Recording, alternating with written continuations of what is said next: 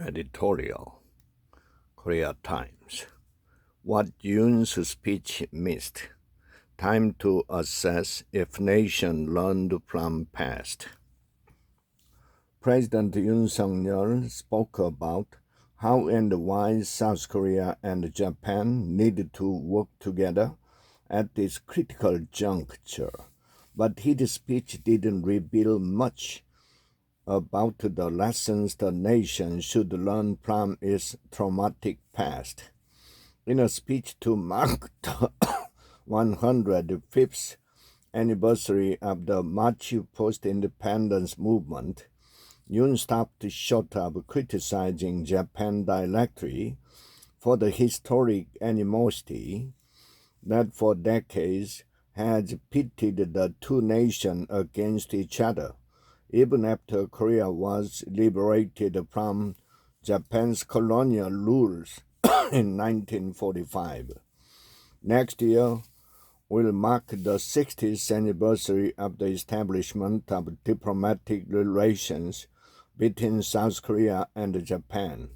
On this occasion, I hope that the two countries will be able to forge productive and constructive bilateral relations, he said. Yoon then switched gears to talk about North Korea, criticizing the regime for its human rights violation. He said the unification of the two Koreas will represent the realization of freedom, stressing that 1919 Declaration of Independence identified it as a universal value at the time. The statement calling for Korea's independence, drafted by Cho Nam-son and co-signed by 33 representatives of the independence movement, was unveiled prior to the nationwide independence movement in 1919. Yoon was cautious about mentioning Japan directly as the state responsible for South Korea's tragic past, seeking to divert attention to North Korea's abysmal human rights situation. What he did is understandable. Yoon would not want to rock the boat. If he tried to hold Japan accountable for Korean suffering over 3 decades of the colonial period, he would have poured cold water on Seoul-Tokyo relations, which have been showing signs of improving lately due to their mutual efforts to defend against the growing threat from North Korea and China.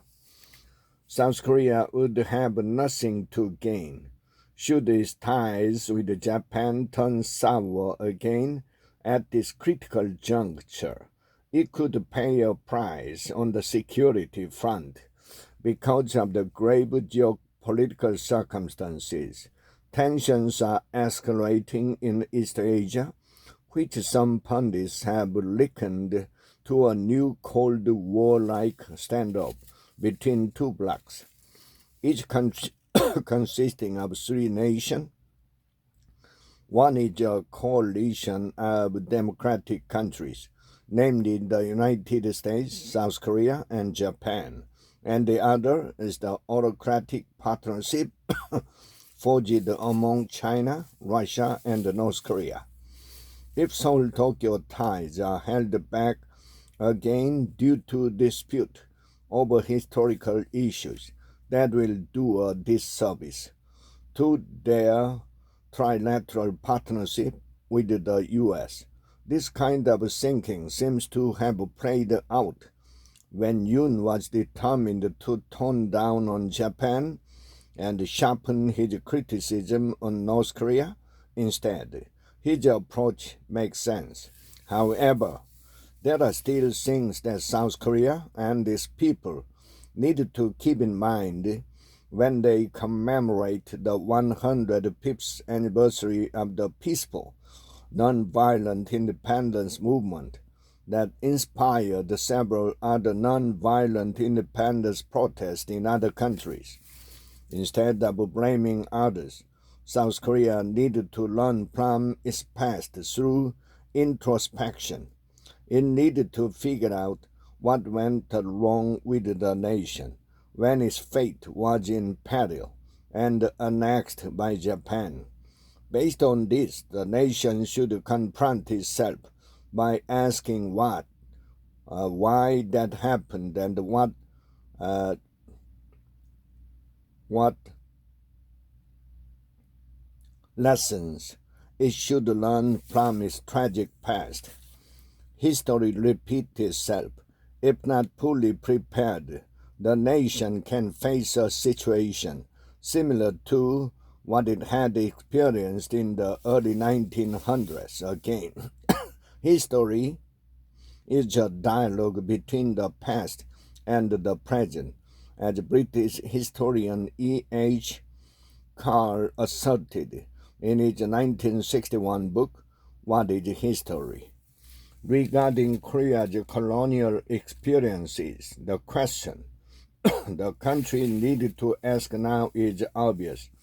Are we capable enough to protect ourselves from a possible invasion by North Korea or foreign forces? If we hesitate to answer this question without competence,